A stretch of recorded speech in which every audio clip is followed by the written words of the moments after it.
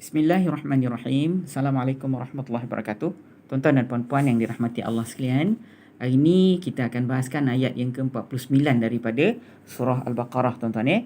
Jadi tuan-tuan buka muka surat 8. Muka surat 8 atas sekali . Wa idh najainakum . Saya baca dulu, tuan-tuan puan-puan semak. Mudah-mudahan Allah mudahkan kita untuk memahami ayat-ayatnya, insya-Allah ya. Baik, saya baca dulu, tuan-tuan puan-puan semak. A'udzubillahi minasyaitonirrajim. وَإِذْ نَجَّيْنَاكُمْ مِنْ آلِ فِرْعَوْنَ يَسُومُونَكُمْ سُوءَ الْعَذَابِ يُذَبِّحُونَ أَبْنَاءَكُمْ وَيَسْتَحْيُونَ نِسَاءَكُمْ وَفِي ذَلِكُمْ بَلَاءٌ مِّن رَبِّكُمْ عَظِيمٌ. Baik, hari ini kita ambil rangkap yang atas ni. Tengok setakat mana kita boleh bahas. Daripada وَإِذْ نَجَّيْنَاكُمْ مِنْ آلِ فِرْعَوْنَ يَسُومُونَكُمْ سُوءَ الْعَذَابِ. Baik, kita ambil serangkap-serangkap dulu dan kita bahaskan makna dia. Kemudian kita ambil secara teknikal dia, tuan-tuan . Okey, kita ambil ni rangkap yang pertama dulu . Wa idh najainakum min ali fir'auna. Baik. Maknanya ialah dan ingatlah ketika ataupun ketika najainakum. Najaina ni kalimat lain, kum kalimat lain . Najaina, kami telah selamatkan. Kami telah selamatkan. Kum maknanya kamu . Min maknanya dari ali Fir'aun. Ali Fir'aun ni maknanya pengikut Fir'aun ataupun keluarga Fir'aun, pengikut dalam konteks ni . Dan ingatlah ketika kami telah selamatkan kamu dari keluarga Fir'aun. Yasumunakum su'al azab. Ini rangkap yang kedua . Mereka menimpakan, yasumunakum, mereka menimpakan kamu, menimpakan ke atas kamu su'al azab, seburuk-buruk azab . Yang azab yang paling buruk . Jadi su'a ni kita sebut buruk saja. Kalau saya terjemah seburuk-buruk, nanti tuan-tuan sangka dia jamak pula. Dia bukan jamak, dia mufrad ni, buruk aja sudah . Yasumunakum su'al azab. Ya, mereka menimpakan kamu, menimpakan ke atas kamu seburuk-buruk azab. Tapi terjemahan dia buruk saja tau. Atas alasan apa yang saya sebut tadi. Saya tak nak tuan-tuan sangka dia jamak . Okay, lagi sekali tuan-tuan . Wa idh najainakum min ali fir'auna. Dan ingatlah ketika kami telah menyelamatkan kamu. Ini Allah Ta'ala menceritakan ataupun Allah Ta'ala nak Rasulullah sebut ayat ini kepada orang-orang Yahudi . Baqarah turun di Madinah, tuan-tuan . Maknanya, wahai orang-orang Yahudi, ingatlah ketika kami selamatkan kamu. Allah sebut ni . Ingatlah ketika, wahai orang Yahudi, kami ini, Allah dan kerajaan kami yang maha luas, telah menyelamatkan kamu dari pengikut Fir'aun. Ingat tak? Allah sebut . Yasumunakum su'al azab. Mereka menimpakan ke atas kamu seburuk-buruk azab. Ingat tak tuan-tuan? Apa Fir'aun buat pada anak-anak orang Yahudi yang baru lahir? Dia bunuh. Betul ke tidak? Dia memperhambakan orang Yahudi dan sebagainya. Itu seburuk-buruk azab tu sebenarnya ialah membunuh anak-anak lelaki kamu. Tu yang paling buruk sekali azab. Tapi anak perempuan dibiarkan hidup, kan tuan-tuan . Jadi Allah sebut, ingat tak dulu kami selamatkan kamu, wahai Yahudi, daripada keluarga, daripada tentera Fir'aun, pengikut Fir'aun. Ingat tak? Mereka Yahudi telah Fir'aun telah menimpakan ke atas kamu seburuk-buruk azab. Ingat itu, tuan-tuan .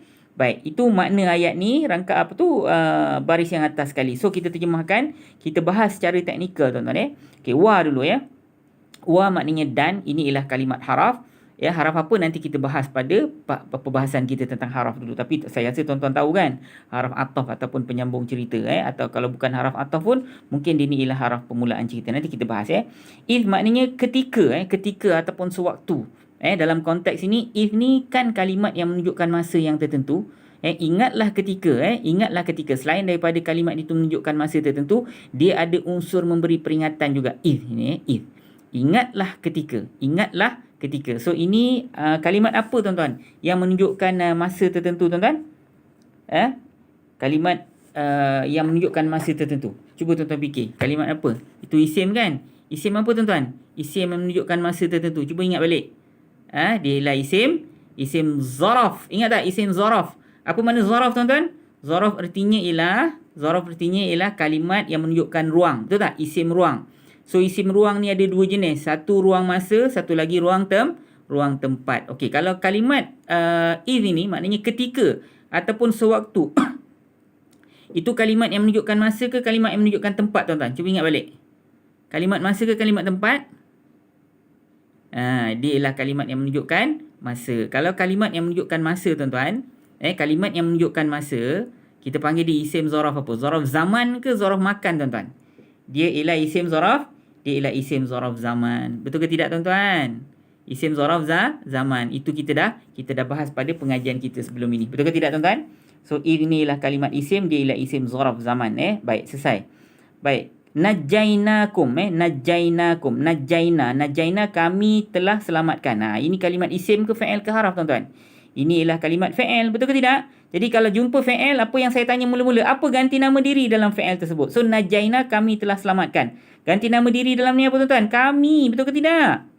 Soalan saya yang kedua, dalam konteks ayat ini, kami rujuk pada siapa? Cuba tuan-tuan jawab. Kami telah selamatkan kamu. Kami telah selamatkan kamu. Kami ni rujuk pada siapa yang telah menyelamatkan orang Yahudi daripada Fir'aun dulu tuan-tuan? Kami ni rujuk kepada Allah dan kerajaannya yang maha agung. Betul ke tidak? Betul kan? Okey, baik. Ada atau tidak maf'ulun bih? Maf'ulun bih kita akan bahas pada pertemuan kita selepas daripada bila sampai masa nanti tuan-tuan. Pada minggu ni kita bahas tentang jumpa kalimat fa'il, cari apa ganti nama diri dan rujuk pada siapa. Itu kita bahas pada minggu ni. Maf'ulun bih kita bahas pada minggu kita yang akan datang insya-Allah. Okey, kum maknanya kamu, betul tak? Kamu ni dia ialah kalimat isim. Isim biasa atau isim yang ada gelaran dan fungsi tuan-tuan? Kamu. Dia ialah isim yang ada gelaran dan fungsi. Betul ke tidak? So gelaran dia apa tuan-tuan? Isim ganti nama diri. So ganti nama diri ni rujuk pada siapa tuan-tuan? Orang-orang Yahudi. Betul ke tidak? Saya nak tanya tuan-tuan, ini orang-orang Yahudi yang ada di Madinah ataupun orang Yahudi yang hidup pada zaman Nabi Musa tuan-tuan? Dan ingatlah ketika kami menyelamatkan kamu dari keluarga Fir'aun. Kamu rujuk pada siapa tuan-tuan? Dalam konteks ini tuan-tuan jawablah sendiri. Secara khusus dia rujuk kepada orang yang hidup pada zaman Nabi Musa. Yahudi yang hidup pada zaman Nabi Musa yang Allah selamatkan mereka kan. Bersama-sama dengan Nabi Musa menyeberangi Laut Merah dan sebagainya. Tuan-tuan tahu kan? Itu secara khusus. Tapi secara umum dia semua orang Yahudi pada waktu tersebut lah. Sebab kalau Yahudi dulu tu tidak diselamatkan oleh Allah, Yahudi hari tu zaman Rasulullah pun tak ada lah maksudnya. Jadi secara khususnya Yahudi zaman Nabi Musa, tapi secara umum ialah semua Yahudi pada zaman tersebut. Tapi kita sebut ayat ni yang sama juga kepada Yahudi pada hari ni juga tuan-tuan. Kalau tidak diselamatkan oleh Allah pada waktu tu, Yahudi hari ni pun tak ada. Yahudi yang yang original lah, bukan Yahudi pengikut-pengikut dia. Okey, min maknanya dari tuan-tuan. Ni ialah kalimat haraf ataf. Ingat tak? Apa haraf ataf? Haraf ataf artinya ialah haraf jar. Maaf, haraf jar. Saya selalu tersilap. Haraf jar kerja dia membaris bawahkan kalimat isim yang selepas dia. So ali ini ialah kalimat isim. Ini isim yang ada gelaran dan fungsi ke isim biasa tuan-tuan. Yang ini ialah isim biasa. Kalau isim biasa dia mabni ke mu'rab? Dia mu'rab. Cuba tengok baris dia. Dia baris bawah ke baris atas ke baris depan tuan-tuan? Dia baris bawah. Kalau baris bawah pangkat dia apa tuan-tuan? Pangkat dia apa? Cuba ingat. Pangkat dia majrur. Ingat tak majrur? Cuba sebut majrur. Kalau dia baris depan dia marfu'. Pangkat dia marfu'. Kalau baris atas pangkat dia mansub. Ingat tak? Mansub. Kalau dia baris bawah dia sedang berpangkat majrur. Majrur. Sebut majrur. Okey. Ni isim biasa. Okey, selesai. Fir'auna. Fir'auna ini ialah kalimat isim. Dia ni ialah isim biasa. Ini dia ialah isim biasa. Apa pangkat dia? Kalau tuan-tuan tengok kat sini macam pangkat dia mansub kan? Ini kita akan bahaskan nanti pada peringkat yang ketiga. Sebenarnya kalimat isim biasa yang bukan berasal daripada bahasa Arab, kalau dia sepatutnya berbaris bawah, baris bawah dia tu tak boleh letak baris bawah. Dia ni sebenarnya pangkat dia majrur sebenarnya. Nanti kita bahas kemudian ni, tuan-tuan dengar je. Ini untuk ustaz-ustaz. Ramai juga yang masuk kelas kita ni di kalangan ustaz-ustaz Kalau kalimat-kalimat yang yang berpangkat majrur, sepatutnya baris bawah lah kan. Tapi kalau dia ni isim yang bukan berasal daripada kalimat Arab, baris bawah ni hendaklah digantikan dengan baris atas. Tapi pangkat dia majrur. Tapi tanda majrur dia ialah fathah. Sepatutnya tanda majrur dia kasrah kan. Tapi tanda majrur dia fathah. Jadi kau tanya kenapa macam tu? Sebab dia ialah isim yang bukan berasal dari bahasa Arab. So kalimat yang bukan berasal daripada bahasa Arab, secara umumnya dia tidak boleh berbaris bawah. Tuan-tuan tak akan jumpa Fir'auni dalam Quran tak ada. Dia kalau kat situ sepatutnya kena Fir'auni, ni tu kena tukar jadi Fir'auna. Tuan-tuan jangan risau kalau tak faham pening ke apa. Peringkat ketiga kita belajar. Ni belum lagi. Saya sekadar nak highlight je pada tuan-tuan sikit-sikit. Tak faham pun tak apa. Nanti kita bahas kemudian tau. Apa pangkat kalimat Fir'aun ini. Okey, yasumunakum su'al azab. Mereka menimpakan kepada kamu seburuk-buruk azab. Yasumuna, mereka menimpakan. Ini kalimat apa tuan-tuan? Ini ialah kalimat mereka menimpakan. Ini kalimat fa'il. Ada telah tak? Tak ada kan? Dia tak ada telah. Okey, ini ialah kalimat fa'il. Yasumuna. Okey, soalan saya. Ini soalan kuis kita. Apa ganti nama diri dekat dalam ni dan rujuk kepada siapa? Tolong saya. Yasumunakum.